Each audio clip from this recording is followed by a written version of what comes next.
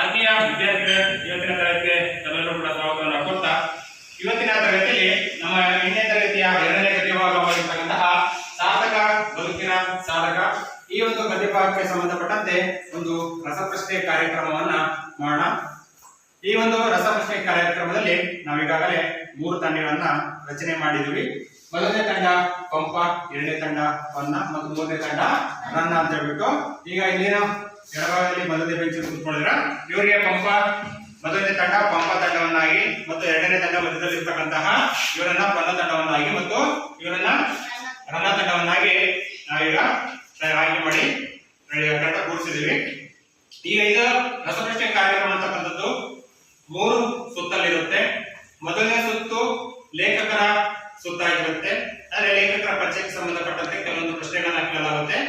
ಆ ಒಂದು ಸುತ್ತಿನಲ್ಲಿ ಒಂದು ತಂಡಕ್ಕೆ ಒಂದೊಂದು ಪ್ರಶ್ನೆಗಳನ್ನ ಕೇಳಲಾಗುತ್ತೆ.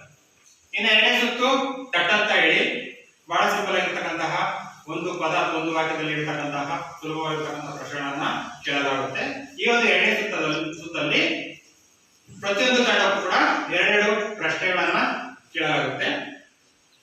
ಕ್ವಶನ್ ಮತ್ತೆ ಮೂರನೇ ಸುತ್ತಲ್ಲಿ ಸ್ವಲ್ಪ 2 ಅಥವಾ 3 ವಾಕ್ಯಗಳಲ್ಲಿ ಉತ್ತರಿಸತಕ್ಕಂತಹ ಕೆಲವೊಂದಷ್ಟು ಪ್ರಶ್ನೆಗಳಿರುತ್ತೆ. ಅದು ಲೇಖಕರ ಪರಿಚಯಕ್ಕೆ ಸಂಬಂಧಪಟ್ಟಂತ ವಿಸ್ತಾರವಾಗಿರತಕ್ಕಂಥದ್ದಾಗಿರ್ಬೋದು ಅಥವಾ ಪಾಠದಲ್ಲಿ ಯಾವ್ದಾದ್ರು ಮುಖ್ಯಾಂಶಗಳನ್ನ ಒಳಗೊಂಡಂತೆ ಅದಕ್ಕೆ ಉತ್ತರಿಸಿ ಅಂತ ಹೇಳಿ ಆಗ್ಬೋದು. ಈ ತರ ಪ್ರಶ್ನೆ ಇರುತ್ತೆ. ನೀವು ಯಾವುದೇ ತಂಡ ಆಗಲಿ ಒಂದು ಪ್ರಶ್ನೆ ನಿಮ್ಮ ತಂಡಕ್ಕೆ ಬಂದಾಗ ನೀವೇ ಉತ್ತರವನ್ನ ಹೇಳಿದ್ದೇ ಆದಲ್ಲಿ ಆ ಒಂದು ತಂಡಕ್ಕೆ ನೇರವಾಗಿ 2 ಅಂಕ ಸಿಗುತ್ತೆ. ಆ ಪ್ರಶ್ನೆಯನ್ನ ನೀವು ಉದಾಹರಣೆಗೆ ಮೊದಲನೇ ತಂಡಕ್ಕೆ ನಾವು ಒಂದು ಪ್ರಶ್ನೆ ಕೇಳಿದಂತಂದ್ರೆ ಇವರು ಉತ್ತರವನ್ನು ಹೇಳಿದ್ರೆ 2 ಅಂಕ ಸಿಗುತ್ತೆ. ಇವರು ಉತ್ತರ ಹೇಳಿಲ್ಲ ಅಂದ್ರೆ ಕ್ವಶನ್ ಇಲ್ಲಿಂದ ಒಂದು 10 ಸೆಕೆಂಡ್ ಟೈಮ್ ಕಾಲಾವಕಾಶ ಇರುತ್ತೆ. ಟೈಮ್ ಆದಾಗೆ ಕ್ವಶನ್ ಪಾಸ್ ಆಗುತ್ತೆ. ಎರಡನೇ ತಂಡಕ್ಕೆ ಕೇಳ್ತೀನಿ, ಇವರು ಎರಡನೇ ತಂಡದಲ್ಲಿ ಉತ್ತರವನ್ನು ಹೇಳುವಾಗ ಇವರಿಗೆ 1 ಅಂಕ ಸಿಗುತ್ತೆ. ಇವರ ಪ್ರಶ್ನೆ ಇವರೇ ಉತ್ತರ ಹೇಳಿದ್ರೆ 2 ಅಂಕ, ಇವರ ಪ್ರಶ್ನೆಯಿಂದ ಇವರು ಅಥವಾ ಇವರು ಹೇಳಿಲ್ಲ ಅಂದ್ರೆ ಕ್ವಶನ್ ನಿಮಗೆ ಪಾಸ್ ಆಗುತ್ತೆ. ನೀವು ಹೇಳಿದ್ರೆ 1 ಅಂಕ. ಒಟ್ಟು ನೇರವಾಗಿ ಉತ್ತರ ಹೇಳಿದ್ರೆ 2 ಅಂಕ, ಕ್ವಶನ್ ಪಾಸ್ ಆದ್ರೆ 1 ಅಂಕ ಸಿಗುತ್ತೆ. ಅರ್ಥ ಆಯ್ತಲ್ಲ? ಈ ರೀತಿಯಾಗಿರುತ್ತೆ. ನೋಡೋಣ ಈಗ ಮೊದಲನೇ ತಂಡದಿಂದ ಎಲ್ಲರೂ ಕೂಡ 3 ತಂಡಕ್ಕೂ ಕೂಡ ಮೊದಲನೇದಾಗಿ ಅಭಿನಂದನೆಗಳನ್ನ ಸಲ್ಲಿಸ್ತೀನಿ. ಜನರು ಎಲ್ಲರೂ ಚೆನ್ನಾಗಿ ರೆಡಿ ಆಗಿದ್ರಿ ಅಂತ ಅನ್ಕೊಂತೀನಿ. ನೋಡಿ ಆರಂಭ ಮಾಡೋಣ. ರೆಡಿ ಇದ್ದೀರಾ? ಓಕೆ. ಮೊದಲನೇ ಸುತ್ತನ್ನು ಯಾರು ರೆಡಿ ಮಾಡ್ಬಿಡಿ. ಮೊದಲನೇ ಸುತ್ತು ನಮ್ಮ ಲೇಖಕರ ಪರಿಚಯಕ್ಕೆ ಸಂಬಂಧಪಟ್ಟಂತೆ ನಮ್ಮ ಸಾರ್ಥಕ ಬದುಕಿನ ಸಾಧಕ ಈ ಒಂದು ಗದ್ಯ ಪಾಠದ ಲೇಖಕರಾಗಿರ್ತಕ್ಕಂಥ ಡಾಕ್ಟರ್ NS ಲಕ್ಷ್ಮೀನಾರಾಯಣ ಭಟ್ಟ ಅಲ್ವಾ ನಮ್ಮ ಲೇಖಕರು. ಹಾಗಾದ್ರೆ ಇವರು ಎಲ್ಲಿ ಜನಿಸಿದರು? ನಮ್ಮ ಮೊದಲನೇ ತಂಡಕ್ಕೆ ಮೊದಲ ಪ್ರಶ್ನೆ. ಶಿವಮೊಗ್ಗ. ಕರೆಕ್ಟ್ ಹೇಳ್ತೀರಾ ಯಾರಾದ್ರು? ಶಿವಮೊಗ್ಗ ಕರೆಕ್ಟಾ? ಸರಿಯಾದಂತ ಉತ್ತರ ಶಿವಮೊಗ್ಗ ಜಿಲ್ಲೆಯಲ್ಲಿ ಹುಟ್ಟಿದ್ದು ನಮ್ಮ ಲೇಖಕರು. ಹಾಗಾಗಿ ಮೊದಲ ತಂಡಕ್ಕೆ 2 ಅಂಕಗಳು ಸಿಗ್ತವೆ. ಇನ್ನ ಎರಡನೇ ತಂಡಕ್ಕೆ ಪ್ರಶ್ನೆ, ನಮ್ಮ ಲೇಖಕರು ಎಷ್ಟರಲ್ಲಿ ಜನಿಸಿದರು? 1936. ಸರಿ ಇದೆಯಾ? ನಮ್ಮ ಲೇಖಕರು ಎಲ್ಲಿ ಜನಿಸಿದ್ರು? ಈ ಪ್ರಶ್ನೆಗೆ 1936 ಅಂತ ಹೇಳುವ ಮುಖಾಂತರವಾಗಿ ಸರಿಯಾದ ಉತ್ತರವನ್ನು ಕೊಟ್ಟಿದ್ದಾರೆ. ಹಾಗಾಗಿ ಅವರಿಗೆ ಕೂಡ ನೇರವಾಗಿ 2 ಅಂಕ ಹೋಗ್ತಾರೆ. ಹಾಗೆ ನಮ್ಮ ಮೂರನೇ ತಂಡದ ಪ್ರಶ್ನೆ, ನಮ್ಮ ಲೇಖಕರು ಡಾಕ್ಟರ್ NS ಲಕ್ಷ್ಮೀನಾರಾಯಣ ಭಟ್ಟ ಅವರು ಬರೆದಿರತಕ್ಕಂತಹ ಕವನ ಸಂಕಲನಗಳು ಯಾವ್ಯಾವ ಹೇಳಿ? ರೆಡಿ ಹೇಳಿ. ಸುಳಿ 3 ಇದೆ. ಸುಳಿ 1 ಆಯ್ತು. 2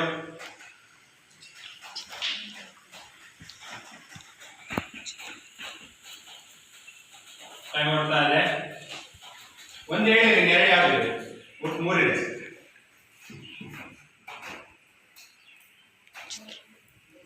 ಕ್ವಶನ್ ಪಾಸ್ ಮಾಡಬಹುದಾ? ಕ್ವಶನ್ ಪಾಸ್ ಆಗ್ತಾ ಇದೆ. ಸುಳಿ ಚಿತ್ರಕೂಟ, ಇನ್ನೊಂದು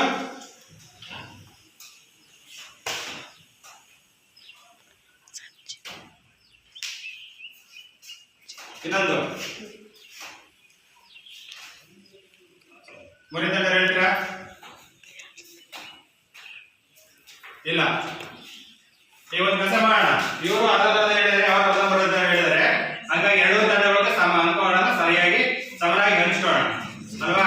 ಇವರು ಮೂರಿದೆ ಕವನ ಸಂಕಲನ, ಮೂರಲ್ಲಿ ಹೇಳಿದ್ದು ಒಂದೇ ಅವರು ಸುಡಿಯಾನ ಹೇಳಿದ್ರು, ಚಿತ್ರಕೂಟ ಹೊಂದಿದ್ರು, ಇನ್ನೊಂದು ವೃತ್ತ ಅಂತಕ್ಕಂಥದ್ದು ಒಂದಿದೆ. ಸುಡಿ ಚಿತ್ರಕೂಟ ವೃತ್ತ ಅಂತಕ್ಕಂತಹ ಎರಡು ಬಂದಿದ್ದು. ಮೂರನೇ ತಂಡದ ಪ್ರಶ್ನೆ ಇತ್ತಲ್ವ ಅದು, ಹಾಗಾಗಿ ನಿಮಗೆ ಒಂದು ಅಂಕ ಸಿಗ್ತಾ ಇದೆ, ಮೊದಲನೇ ತಂಡಕ್ಕೆ ಒಂದು ಅಂಕ ಸಿಗ್ತಾ ಇದೆ. ಇಲ್ಲಿಗೆ ನಮ್ಮ ಕವಿಗಳ ಪರಿಚಯಕ್ಕೆ ಸಂಬಂಧಪಟ್ಟಂತೆ ಮೊದಲನೇ ಸುತ್ತು ಮುಗಿತಾ ಇದೆ. ಮೊದಲನೇ ಸುತ್ತಿನ ಅಂತ್ಯದಲ್ಲಿ ಮೊದಲನೇ ತಂಡ 3 ಅಂಕಗಳನ್ನ ಗಳಿಸಿದರೆ ಚಪ್ಪಳೆ. ಹಾಗೆ ಎರಡನೇ ತಂಡ 2 ಅಂಕಗಳನ್ನ ಗಳಿಸಿದರೆ ಚಪ್ಪಳೆ. ಮೂರನೇ ತಂಡ 1 ಅಂಕಕ್ಕೆ ತೃಪ್ತಿ ಕೊಟ್ಟಿದ್ದಾರೆ. ಮೂರು ತಂಡ ಕಲಿಸ್ತಾ ಈಗ ಎರಡನೇ ಸುತ್ತಿಗೆ ಹೋಗೋಣವಾ? ಎರಡನೇ ಸುತ್ತಿನ ಮೊದಲ ಪ್ರಶ್ನೆ ನಮ್ಮ ಮೊದಲ ತಂಡಕ್ಕೆ. ಡಿವಿಜಿ ಅವರ ಸ್ನೇಹಕ್ಕಾಗಿ ಹಾತೊರೆಯುತ್ತಿದ್ದ ದಿವಾನರು ಯಾರು? ಡಿವಿಜಿ ಅವರ ಸ್ನೇಹಕ್ಕಾಗಿ ಹಾತೊರೆಯುತ್ತಿದ್ದ ದಿವಾನರು ಯಾರು?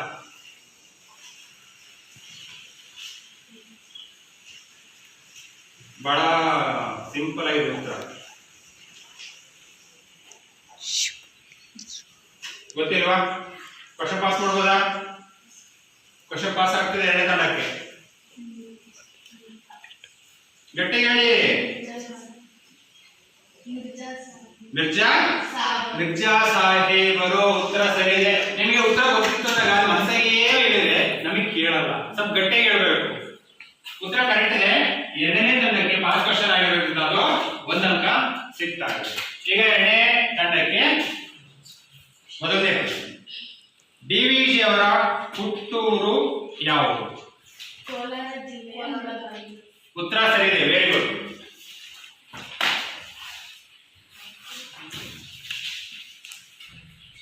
ಎರಡನೇ ತಂಡಕ್ಕೆ ಕೋಲಾರ ಜಿಲ್ಲೆಯ ಮುಳಬಾಗಿಲು ಅಂತೇಳಿ ಸರಿಯಾದ ಉತ್ತರವನ್ನು ಕೊಟ್ಟಿರುವಂತ ಅವರಿಗೆ ನೇರವಾಗಿ 2 ಅಂಕ ಸಿಗ್ತಾ ಇದೆ. ಈಗ ಮೂರನೇ ತಂಡಕ್ಕೆ ಮೊದಲನೇ ಪ್ರಶ್ನೆ. ಡಿವಿಜಿ ಅವರ ಮನಸ್ಸಿನ ಮೇಲೆ ಪ್ರಭಾವ ಬೀರಿದವರು ಯಾರ್ಯಾರು? ತಾಯಿಯ ತಾಯಿ ಸಾಕಮ್ಮ, ಅವರ ಸೋದರ ಮಾವ ತಿಮ್ಮಪ್ಪ. ಉತ್ತರ ಸರಿ ಇದೆ ಅಲ್ವಾ?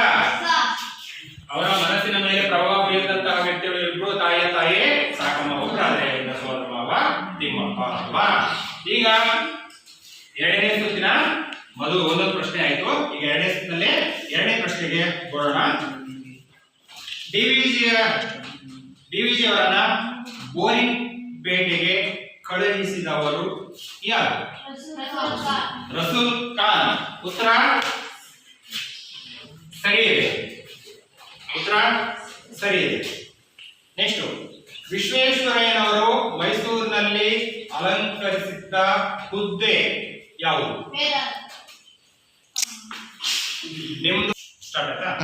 ಎರಡನೇ ತಂಡಕ್ಕೆ ಎರಡನೇ ಪ್ರಶ್ನೆ ಇದು. ಸರಿ, ವಿಶ್ವೇಶ್ವರಯ್ಯನವರು ಮೈಸೂರಿನಲ್ಲಿ ಅಲಂಕರಿಸಿದಂತಹ ಹುದ್ದೆ ಯಾವುದು?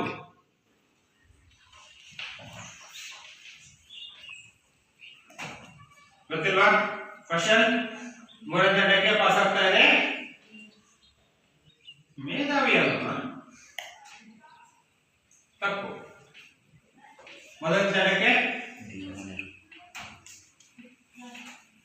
ಉತ್ತರ ಯಾರು ಕೂಡ ಕೊಡದೇ ಇರೋದ್ರಿಂದ ಇದು ಎರಡನೇ ತಂಡದ ಪ್ರಶ್ನೆ ಇರೋದು. ಎರಡನೇ ತಂಡಕ್ಕೆ 0 ಆಗ್ತಾ ಇದೆ. ಉತ್ತರವನ್ನ ಯಾರು ಹೇಳಿದಿರೋದ್ರಿಂದ ನಾನು ಹೇಳ್ತಾ ಇದ್ದೀನಿ, ದಿವಾನರಾಗಿ ಅವರು ಮೈಸೂರು ಸಂಸ್ಥಾನದ ಪ್ರಾರಂಭ ಇಂಜಿನಿಯರ್ ಬಂದ್ರು. ಆಮೇಲೆ ಮೈಸೂರು ಸಂಸ್ಥಾನದಲ್ಲಿ ದಿವಾನರಾಗಿ ನೇಮಕಗೊಳ್ತಾರೆ. ಪಾಠ ಹೇಳಿದ್ದೀನಿ ನಿಮಗೆ. ಈಗ ನಮ್ಮ ಮೂರನೇ ತಂಡಕ್ಕೆ ಎರಡನೇ ಪ್ರಶ್ನೆ ಅಲ್ವಾ? ಹಾಗೂ ಎರಡನೇ ಸುತ್ತಿನ ಕೊನೆಯ ಪ್ರಶ್ನೆ. ನಮ್ಮ ಸರ್ ಎಂ ವಿಶ್ವೇಶ್ವರಯ್ಯನವರನ್ನ ದಿವಾನರನ್ನಾಗಿ ನೇಮಿಸಿದಂತಹ ಅವತ್ತಿನ ಮೈಸೂರಿನ ಅರಸು ಯಾರು? ಅವತ್ತಿನ ಮೈಸೂರಿನ ಅರಸರು ಯಾರಾಗಿದ್ರು? ನಮ್ಮ ಸರ್ ಎಂ ವಿಶ್ವೇಶ್ವರಯ್ಯನವರನ್ನ ದಿವಾನರನ್ನಾಗಿ ನೇಮಿಸಿದಂಥವ್ರು ಯಾರು?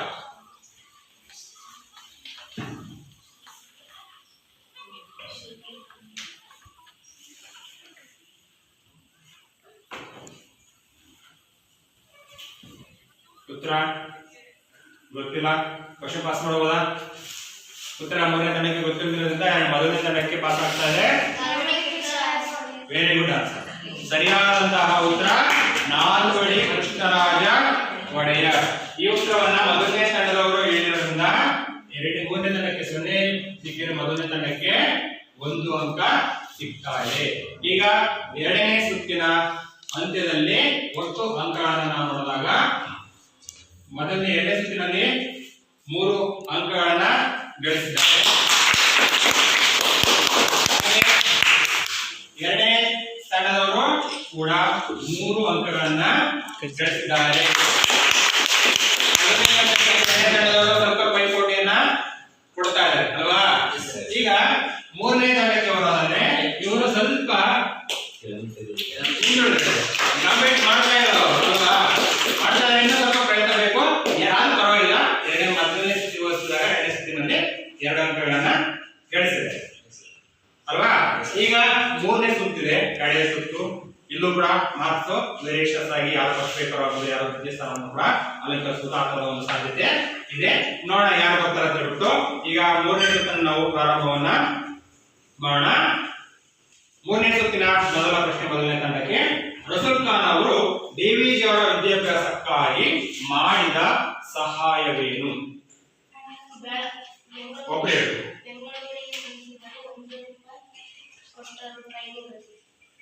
ಅದನ್ನೇ ವಾಕ್ಯ ರೂಪದಲ್ಲಿ ನೀಟಾಗಿ ಹೇಳ್ಪ. ಬೆಂಗಳೂರು ಟ್ರೈನಿಂಗ್ ಹಚ್ಚಿದ್ರು ₹1 ಕೊಟ್ಟರು. ಆಮೇಲೆ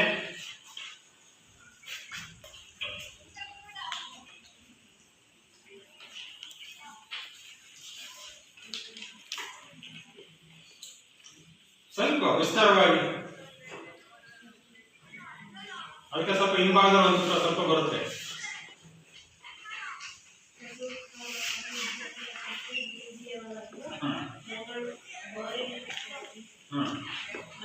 ಕಳಿಸಿದರು.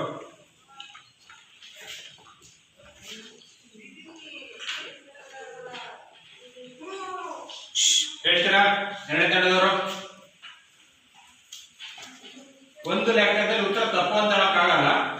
ಒಂದ್ ರೀತಿ ಉತ್ತರ ಕರೆಕ್ಟ್ ಆಗಿ ಕೊಟ್ಟಿದ್ದಾರೆ, ಅದಕ್ಕೆ ಇನ್ನೂ ಸ್ವಲ್ಪ ಉತ್ತರ ಸೇರಿಸಬಹುದು. ಎರಡನೇ ತಂಡದವರು ಗೊತ್ತಿಲ್ಲ. ಮೂರನೇ ತಂಡದವರು ತಂದೆ ಅಜ್ಜಿ ಸ್ಕೂಲ್ಗೆ ಹೋಗೋದು ಬೇಡ ಅಂತ ಹೇಳಿದ್ರು. ಅದಕ್ಕೆ ನಾವು ರಸೂಲ್ ಖಾನ್ ಅವರು ಬಂದು ನಾನು ಆಟ ಮಾಡಿ ಅವ್ರನ್ನ ಕರ್ಕೊಂಡು ಹೋದ್ರು. ಆಮೇಲೆ ₹1 ಕಾಸು ಕೊಟ್ಟರು. ಗೋರಾಪೇಟೆ ಸರಿ ಇದೆ.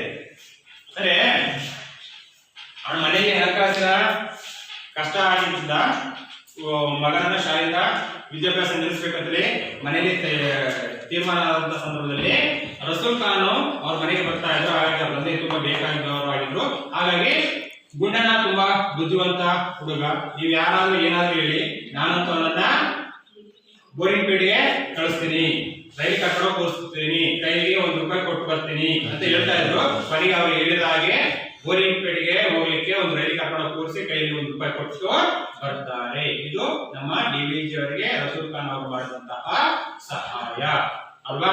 ಉತ್ತರಕ್ಕೆ ಒಂದು ಸ್ವಲ್ಪ ಹಿಂದೆ ಒಂದು ಚೂರು ವ್ಯತ್ಯಾಸ ಕೂಡ ಒಂದು ಪ್ರಯತ್ನ ನಾವು ಪಟ್ಟಿರೋದ್ರಿಂದ ನಾವು 2 ಅಂಕಗಳನ್ನ ಕೊಡ್ಬೋದಲ್ವಾ? ಮೊದಲನೇ ತಂಡಕ್ಕೆ 2 ಅಂಕಗಳನ್ನ ಕೊಡೋಣ. ಹಾಗೆ ಮೂರನೇ ಸುತ್ತಿನ ಮೊದಲನೇ ಪ್ರಶ್ನೆ ನಮ್ಮ ಎರಡನೇ ತಂಡಕ್ಕೆ. ಸರೇಂವಿ ಮತ್ತು ಸರೆ ವಿಶ್ವೇಶ್ವರಯ್ಯ ಮತ್ತು ಡಿ.ವಿ. ಗುಂಡಪ್ಪನವರ ನಡುವೆ ದಸರಾದ ವಿಚಾರದಲ್ಲಿ ನಡೆದ ಸಂಭಾಷಣೆ ಏನು? ಯಾವ ವಿಚಾರವಾಗಿ ಏನೆಲ್ಲ ಸಂಭಾಷಣೆ? ದಸರಾ ವಿಚಾರವಾಗಿ ಅಂತ ಹೇಳಿದ್ದೀನಿ, ಏನೆಲ್ಲ ಸಂಭಾಷಣೆ ಆಯ್ತು?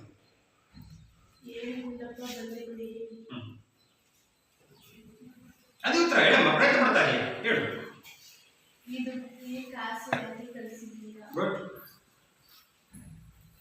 ಜಾತ್ರೆ ಉತ್ಸವ ಚೆನ್ನಾಗಿ ನಡೆಸಿದ್ದೀರಾ? ಅದರ ವರದಿ ಬರೆದಿದ್ದೀರಿ, ಅದಕ್ಕಾಗಿ. ಜಾತ್ರೆ ದಸರಾದ ವರದಿನ ಚೆನ್ನಾಗಿ ಬರೆದಿದ್ದೀರಿ, ಅದಕ್ಕಾಗಿ. ಹಣಕಾಸಿನ ಖರ್ಚು ಖರ್ಚು ಇರುತ್ತದೆ. ಅದಕ್ಕಾಗಿ ಕೊಟ್ಟಿದ್ವಿ. ಅದಕ್ಕೆ ಡಿ ವಿ ಗುಂಡಪ್ಪನವ್ರ ಉತ್ತರ ಖರ್ಚು ವೆಚ್ಚ ಆದ್ರೆ ಅದಕ್ಕೆ ಪತ್ರಿಕೆಯವರು ಕೊಡ್ತಾರೆ, ನೀವೇ ಕೊಡಬೇಕು ಅಂತೇಳಿ ಪ್ರಶ್ನೆಯನ್ನು ಮಾಡಿದ್ರು. ಅದಕ್ಕೆ ವಿಶ್ವೇಶ್ವರಯ್ಯನವರ ಉತ್ತರ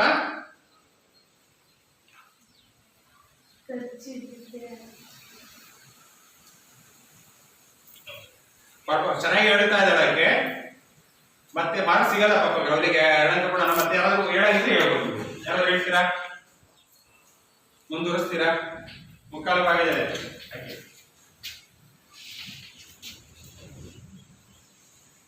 ಸೋನಾ ಒಂದು 3/4% ಚೆನ್ನಾಗಿ ಹೇಳಿದ್ರು. ಮುಕ್ಕಾಲು ಭಾಗ ಖರ್ಚು ವೆಚ್ಚ ಅದನ್ನ ಪತ್ರಿಕೆಯವರು ಕೊಡ್ತಾರೆ, ನೀವೇ ಹಾಕಿ ಕೊಡಬೇಕು ಅಂತಂದಾಗ ಹಿಂದಿನಿಂದಲೂ ಕೂಡ ಬಂದಂತಹ ಪದ್ಧತಿ. ಹಾಗಾಗಿ ಪ್ರತಿಯೊಬ್ಬರಿಗೆ ಹೇಗೆ ಕಳಿಸ್ತು ಹಾಗೆ ನೀವು ಕೂಡ ಕಳಿಸಿದೀವಿ ಅಂತೇಳಿ ವಾದವನ್ನ ಮಾಡ್ತಾರೆ. ಆದ್ರೆ ಹೀಗೆ ಏನೇ ಹೇಳಿದ್ರು ಕೂಡ ಮಾತಿಗೆ ಮಾತು ಕೊಡ್ತಾ ಇದ್ರು. ಕೊನೆಗೆ ನಮ್ಮ ವಿಶ್ವೇಶ್ವರಯ್ಯನವರು ಈ ಮನುಷ್ಯನ ಸ್ವಭಾವ ಬೇರೆ ರೀತಿ ಇದೆ, ಹಾಗಾಗಿ ಇವರಿಂದ ಹಣವನ್ನು ವಾಪಸ್ಕೊಳ್ಳಿ ಅಂತೇಳಿ ನಮ್ಮ ಒಂದು ಕಾರ್ಯದರ್ಶಿಗೆ ಹೇಳ್ತಾರೆ ಅಲ್ವಾ. ಒಂದು ಒಳ್ಳೆಯ ಪ್ರಯತ್ನ ಪಡೋದ್ರಿಂದ ನಮ್ಮ 2ನೇ ತಂಡಕ್ಕೆ 2 ಅಂಕಗಳು ಸಿಗ್ತಾ ಇದೆ. ಇನ್ನ 3ನೇ ಸುತ್ತಿನಲ್ಲಿ 3ನೇ ತಂಡಕ್ಕೆ ಕೊನೆಯ ಪ್ರಶ್ನೆ. ಡಿವಿಜಿ ಅವರು ಬಂಧುಗಳ ಮನೆಯಲ್ಲಿ ನಡೆದ ಉತ್ಸವಕ್ಕೆ ಏಕೆ ಹೋಗಲಿಲ್ಲ? ಡಿವಿಜಿ ಅವರ ಪತ್ನಿ ಅವರ ಬಂಧುಗಳಲ್ಲಿ ನಡೆದಂತಹ ಸಮಾರಂಭಕ್ಕೆ ಏಕೆ ಹೋಗಲಿಲ್ಲ? ಸೀರೆ ಹೊಡೆದೋಗಿರೋದು 2 ಕಡೆ, ಅದಕ್ಕೆ ಅವ್ರ ನೆಂಟರೆಲ್ಲ ಆಡ್ಕೊಂತಾರೆ ಅಂದ್ಬಿಟ್ಟು ಅವನಿಗೆ ಎಲ್ಲಿಂದ ಎಲ್ಲ ಮರ್ಯಾದೆ ಹೋಗೋದು. ಫಂಕ್ಷನ್ಗೆ ಹೋಗೋದು ಎಷ್ಟು ಮುಖ್ಯವೋ ಹಾಗೆ ನಿಮ್ಮ ಮರ್ಯಾದೆಗೆ ಊನ ಬರದಂತೆ ನೋಡಿಕೊಳ್ಳುವುದು ನನ್ನ ಜವಾಬ್ದಾರಿ. ಹಾಗಾಗಿ ಫಂಕ್ಷನ್ಗೆ ಹೋಗ್ಲಿಕ್ಕೆ ನನಗೆ ಸಾಧ್ಯ ಆಗಲಿಲ್ಲ ಅಂತ ಹೇಳ್ಬಿಟ್ಟು ಡಿ ವಿ ಗುಂಡಪ್ಪನವರ ಪತ್ನಿಯವರು ಉತ್ತರವನ್ನ ಕೊಡ್ತಾರೆ ಅಲ್ವಾ. ಉತ್ತರ ಸರಿಯಾದ ರೀತಿಯಲ್ಲಿ ಇರೋದ್ರಿಂದ ನಮ್ಮ 3ನೇ ತಂಡಕ್ಕೆ 2 ಅಂಕಗಳನ್ನ ಸಿಗ್ತಾ ಇದ್ದಾರೆ. ಈಗ 3ನೇ ಸುತ್ತಿನ ಹಂತದಲ್ಲಿ ಯಾರು ಕೂಡ ತಮ್ಮ ಮಾರ್ಕ್ಸ್ ಗಳನ್ನ ಕಳೆದುಕೊಂಡಿಲ್ಲ. ಹಾಗಾಗಿ 3ನೇ ಸುತ್ತಿನ ಹಂತದಲ್ಲಿ ಪ್ರತಿಯೊಂದು ತಂಡಕ್ಕೂ ಕೂಡ 2 ಅಂಕಗಳ ಸಮಾನ ಅಂಕಗಳನ್ನ ಗಳಿಸಿದ್ದಾರೆ. ಹಾಗಾಗಿ 3 ತಂಡಕ್ಕೂ ಹೀಗೆ ರಸಪ್ರಶ್ನೆ ಕಾರ್ಯಕ್ರಮದ 3 ಸುತ್ತುಗಳು ಮುಕ್ತಾಯಗೊಂಡಿದ್ದು, ಈಗ ಅಂಕಗಳನ್ನ ಕ್ರೋಢೀಕರಿಸಿದಾಗ ಯಾವ ತಂಡ ಎಷ್ಟು ಅಂಕಗಳನ್ನ ಪಡೆದು ಪ್ರಥಮ ಸ್ಥಾನವನ್ನ ಪಡೆದಿದ್ದಾರೆ ಅನ್ನೋದನ್ನ ನಾವು ನೋಡೋಣ. 3, 6, 2, 8 ಅಂಕಗಳನ್ನ ಮೊದಲನೇ ತಂಡ ಪಡೆದಿದೆ. 2ನೇ ತಂಡ 3, 6, 4, 7 ಅಂಕಗಳನ್ನ 2ನೇ ತಂಡದವರು ಪಡೆದಿದ್ದಾರೆ. ಹಾಗೆ 1, 2,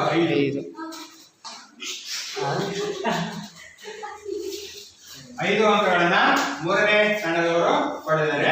ಹಾಗಾಗಿ ಇಲ್ಲಿ 8 ಅಂಕಗಳನ್ನು ಪಡೆದಿರತಕ್ಕಂತಹ ನಮ್ಮ ಮೊದಲನೇ ತಂಡವಾಗಿರತಕ್ಕಂತಹ ಪಂಪ ತಂಡದವರು ವಿಜೇತರಾಗಿದ್ದಾರೆ. ಅವರಿಗೆ ಎಲ್ಲರ ಪರವಾಗಿ ತುಂಬ ಧನ್ಯವಾದಗಳು.